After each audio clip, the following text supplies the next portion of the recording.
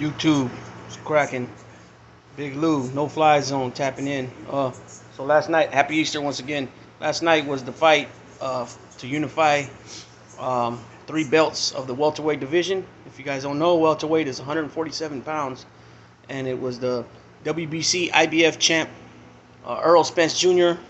in his hometown of Dallas, where the Cowboys play. They fought, and he fought Yordenis Ugas, which was the WBA super um, champ, and he had recently took that belt from Manny Pacquiao. So the fight last night ended up getting stopped at a minute 44 of the 10th round due to Ugas' right eye being closed, and the doctors felt that they did an examination of him. They felt that it was going to be a risk to his eye if he continued.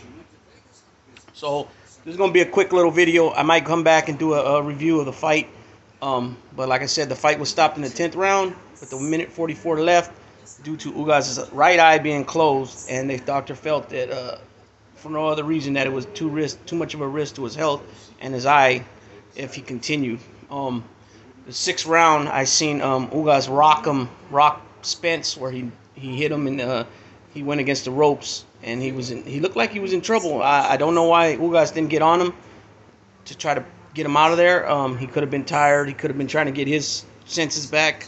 I didn't watch the fight entirely, so this is just a quick little video to get a little responses from others, such as Anthony Elios and Tim Egan, if he's around, and a few other guys that are into boxing. But at the time of the stoppage, so Spence is 28-0 now with 22 knockouts. Ugas now fell to 27-5, and he has 22 knockouts. And he even went to the hospital in Fort Worth, Texas, to get the right eye examined. But at the end of the fight, Spence was ahead on all three cards at the time of the stoppage. 88-82 on one card, 88-83 on another card, and the last card, 88-82. Two judges scored the 8th round 10-8 for Spence. So he must have dropped them at one point, maybe, or he just was whipping them pretty good. So now Spence holds 3 of the 4 major titles in that division. The last belt is the WBO, which is held by Terrence Bud Crawford. And now there's no other fight to be made at that division. Either Spence is going to fight Crawford, and either one, whoever wins, will be the undisputed welterweight champion to hold all 4 belts. I don't believe that's ever been done. Canelo just did it recently at the 168 pound division, which is a super middleweight, and there's only been 6 fighters ever to do it, and that's all the divisions. So heavyweight has been done, and super middleweight, and now welterweight. It could happen. So now the only thing that happened now is that either they got to fight each other. They're under 2 different banners, like I have mentioned before. Spence is under the PBC with Al Heyman, and Crawford was with Top Rank with Bob Arum, and he recently left them. I don't know who he's with now. But, the problem is, like I had mentioned before, is that these guys, they want, the negotiations to be, they believe that they should get more of the purse, 60-40, stuff like that. And the other guy who's considered a B-side fighter doesn't want to go for that because he feels that he's worth more than that. It should be more of a 50-50 split, which I don't see nothing wrong with that as far as, their opinion, especially if they're also a champion. So we'll see what happens. So like I said, the only thing left now is for them two to fight, or guys are going to go up in weight and fight at a different division. So if Spence was to go up and never fight Crawford, the next division up is sometimes it's referred to as a super welterweight or the junior middleweight, and that's 154 pounds. And you got one of the Charlo brothers there at that division. He's also from Texas. I believe him and his twin brother's a middleweight champion at 160.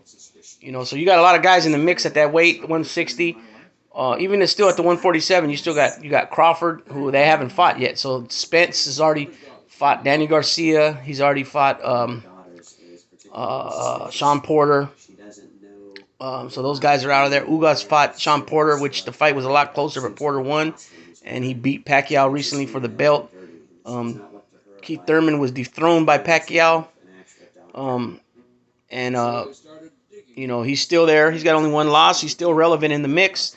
Danny Garcia now has 3 losses. won the Spence, won the Thurman for titles, and then he lost to Spence the last one. Now I heard he's supposed to be fighting Mikey Garcia, which that's going to be a good fight. So there's still a lot of people in the mix, but at some point here, these two guys got to fight Crawford and Spence. I could see Crawford fighting Ugas next or something like that. You know what I mean? Now Ugas was stopped because of his eye, so it wasn't it was a TKO. It wasn't a knockout. It wasn't he didn't quit on the stool. His corner didn't throw the towel in, and he didn't get knocked out and counted out by 10 count.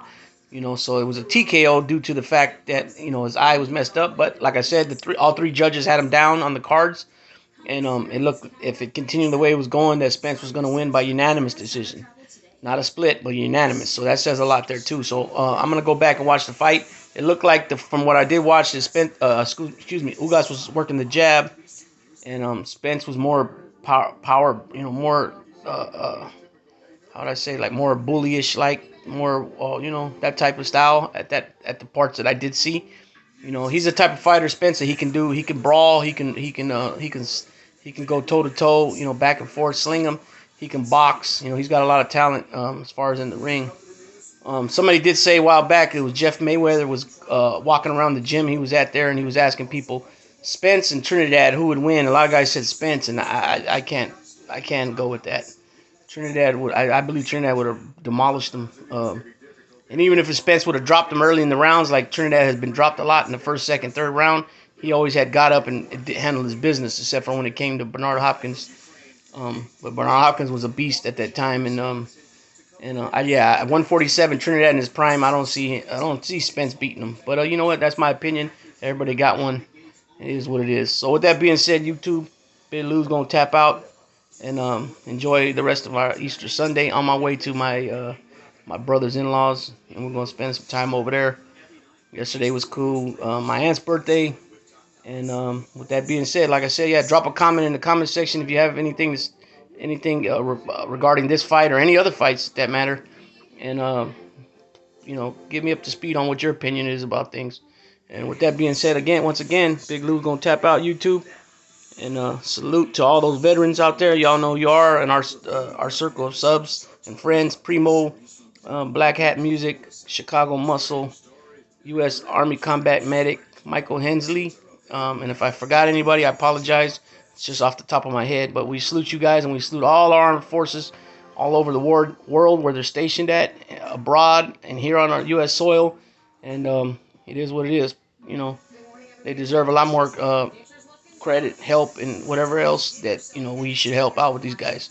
You know what I mean? They mean a lot to us, and it is what it is.